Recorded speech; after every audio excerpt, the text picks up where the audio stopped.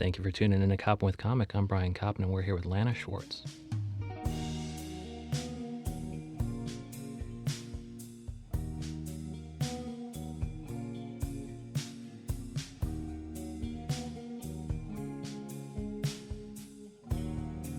Lana Schwartz, how the hell are you? I'm good. How are you? Oh, good. Thanks so much for coming in the rain and things like that. And where can people find you do stand-up comedy in New York City, and where can they find you online? You can catch me at Union Hall on February 14th. Okay. And you can follow me on Twitter at _Lanabelle. Follow me on Instagram at badgirllanlan. And yeah, I know. You're so proud of that one, it looks like, right? No, That was a really good one. I don't know if I'd go that far. And my website is lanalikebanana.com. Yeah, I pronounced it wrong coming in, so you should have just said, Lana like banana. I mean, you almost presume that I would know these. I should, I think I'm a follower on certain social platforms. And where is the next stand-up gig is Union Hall, and is that going to be your big show where you're promoting your book? Yeah, I'm promoting my book. Yeah, that's February 14th, Valentine's Day, Nice. 7:30 p.m. Friday night. And your book is kind of related to romance, right? Yeah, it's all about romantic comedies. It's called Build Your Own Romantic Comedy. Nice. And so have you figured out the rules of how people are just churning out these formula romantic comedy pieces? Yeah, I think so. Okay. And can you divulge any of those formulaic details right now? Sorry, I had something stuck in my throat.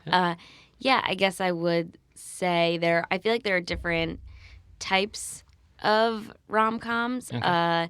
Usually there's like a lie at the center of it. Somebody's pretending to be somebody that they're not, or there's an opposites attract, or there's families don't want them together. Like there's some kind of tension. Okay. And it's either generated by themselves or by the world around them. Okay. Yeah. And then which of those tend to be more successful? Is there like examples of good and bad in each of those formulas?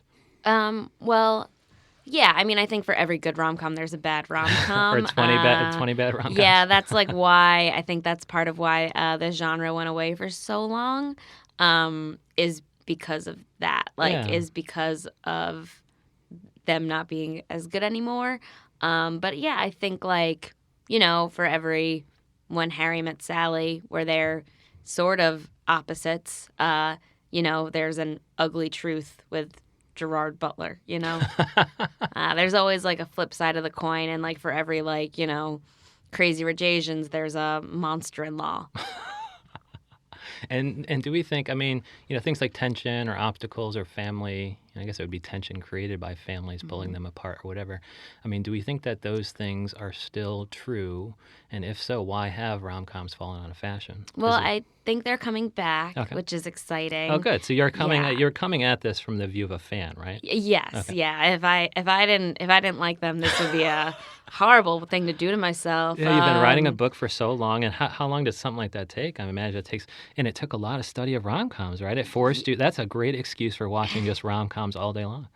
Yeah, well, I'll say the book actually happened pretty quickly, so It wasn't. I think it all got written for the most part within, the last. It's been within the last year. Wow. So, it's been not too long of a process. Definitely a lot of care taken, but not it hasn't. I haven't been writing this for 5 years. And is it because you love it so much that you're able to bang it out pretty quickly? Yeah, that and signing a contract helps. That helps. But yeah, no, I've always been a huge lover of rom-coms from when I was a little kid. I grew up watching While You Were Sleeping. I grew up watching When Harry Met Sally. These were always on in my house. Oh. And then as I got a little older, when I was in high school, that's when the big boom was happening, I guess in middle school and high school. So we had Sweet Home Alabama.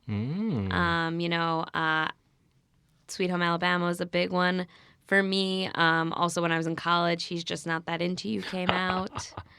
And a new wave of copycats probably followed it. Yeah, that's another low-key favorite of mine.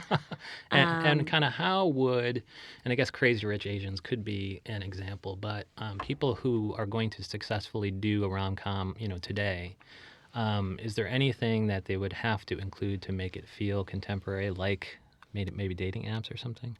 No, I don't think dating apps. I don't think the couple needs to meet on a dating app, but I think like acknowledging they exist is big. I think knowing that one of the challenges people have with dating is that there are so many options around you, and that things feel very like ephemeral, and that it's very easy to lose sight of one person when you have a million people in your phone, or that there's no real need to go out and meet somebody. You could start a conversation online. I don't think the couple needs to meet that way, but I think adding that to the stakes helps. Yeah, and so I guess they talk about options anxiety, having too many options, and that kind of causes somebody to choose none of them.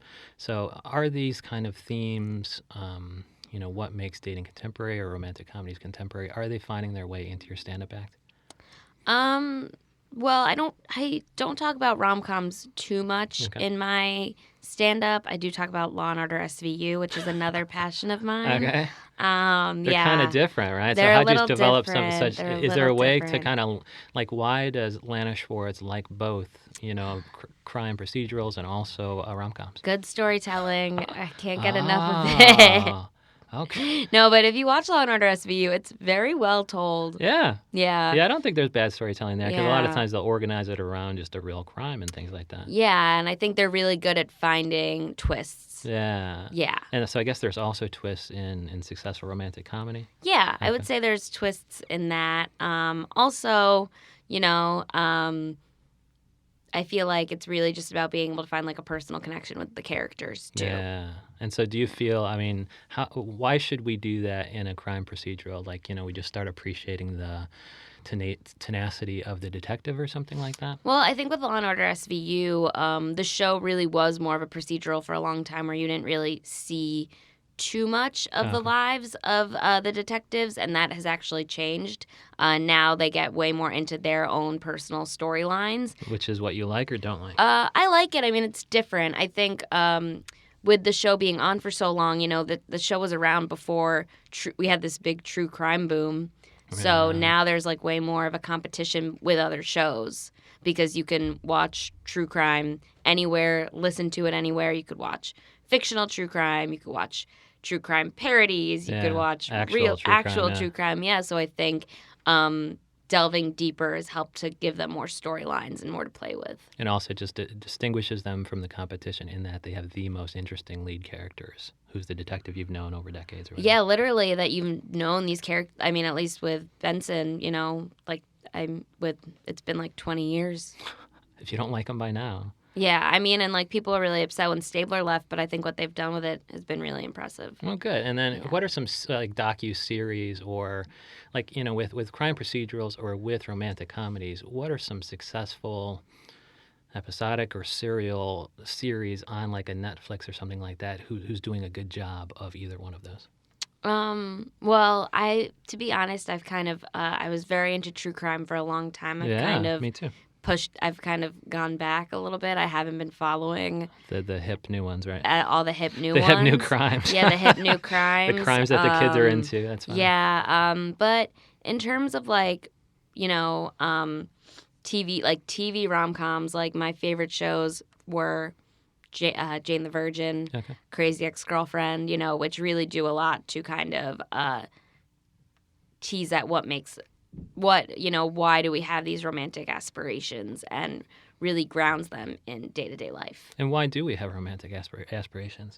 Well, I myself have not dated in decades, which is the most interesting thing about me. That's why I say it. And so, for somebody who's not, who just doesn't really understand romantic aspirations, what romantic aspirations do normal people have? Well, I mean, romantic aspirations based on these movies. Okay. But just in general, like what do you think, like real humans, what do you think the romantic aspirations are? Because I would think that a good rom-com would have to acknowledge the reality of the situation that humans have romantic aspiration A, B, and C. Well, I can't speak for people. All right. Well, for yourself, for people you know? And I won't speak for myself either. But in terms of that, I think people want to feel like they want to see characters that they feel like they could step into. Okay. Like that characters that either that it could happen to them or for them. But also, even if the characters aren't likable or relatable, they're at least interesting and you understand their motivation. Okay, and so in the examples you named, Crazy Ex-Girlfriend and Jane the Virgin, what were kind of their, how did people empathize, or I guess, how did they relate to these characters? Like, what was their romantic aspiration and how did it play out?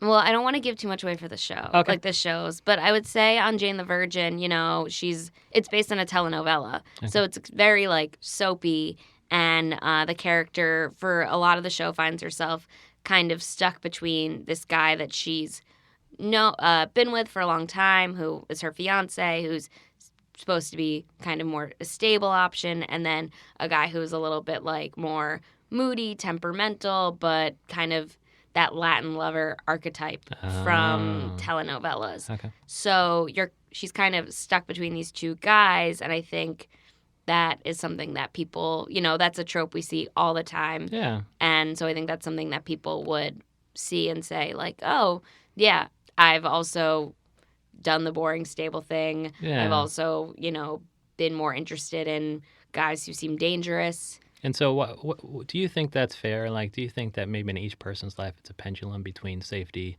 and risk? I mean, do you think people should always kind of look for the grass being greener on the other side? I don't know. Like, yeah, I feel I like asked the tough questions for no reason. I feel like it's hard for me to prescribe what other people should or should not do. Do you think there is a pendulum though that kind of I had a safe significant other for a while and now I'm ready for the opposite, and that's why it's so relatable to see people like be stuck between two danger versus safety. Well, I think like the other thing is like it's TV and it's movies, so it's extreme. So like that's the other thing also is that like and that's why like TV shows, like rom-com TV shows, can be so satisfying because you watch characters evolve over time and nobody really is one thing. Oh, right. So you can't really even pin it down because they're changing throughout the movie.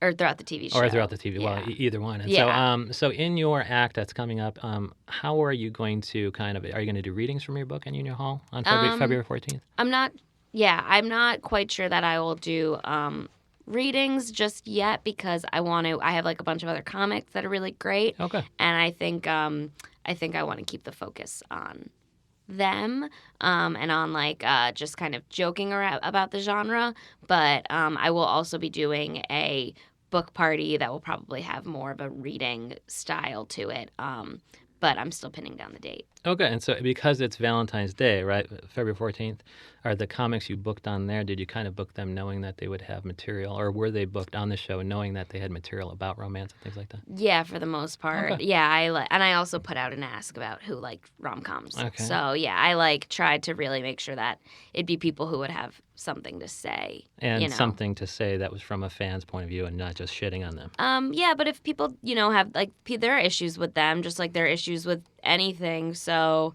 I think it's a good time to also kind of lovingly roast, the genre too. And these are things that you're pointing out in your book. They're pointing out the things that are good and bad about romantic comedies. Well, the book is more of like it's a humor book, so it's not like an anthropological study. So I'd say like there's definitely poking fun at certain aspects, but it's definitely written from like a loving standpoint. Okay. Yeah. And then is this book going to be available everywhere humor books are sold? I mean, is it going to be Amazon.com, etc.? Yeah. It's on Amazon already. It's on Barnes & Noble, Powell's, Target, Walmart. But definitely if you are interested in getting it, you can order it at your local bookstore. Otherwise, it'll be around. But yeah, I would definitely say if you're interested in checking it out, I would love it if you went to your local bookstore. Yeah, and so if they want to see it in New York City, be Union Hall, February 14th. Mm-hmm. And if they want to find it online, it's going to be How to Build a Romantic Comedy. It's just called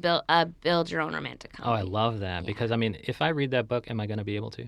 Yeah, it's essentially you pick your path, so you decide that is so what funny. happens. So it's like an interactive book. So if I were to choose one formula over another, it would then take me through another series of choices. Yeah, and I would say like there's like silly things that happen. You can like have your character fall down a flight of stairs sort of thing. Not that exactly, but like that, or like like kind of like when you're watching one of those movies, being like, why is this person doing this? Like, get them out of there. Well, I just stepped out into traffic. Oh, because then the significant other can come see them in the hospital. You're putting up some sort of obstacle or whatever. Well, that's not what happens, but like sort of that idea. Yeah. Oh, that's great. And that's build your own romantic comedy, and that's Lana like banana. Yeah. And it's Lana Schwartz. And are you LanaSchwartz.com? No, I'm LanaLikeBanana.com. LanaLikeBanana.com. Thank you so much, Lana Schwartz, for coming in. Thank you.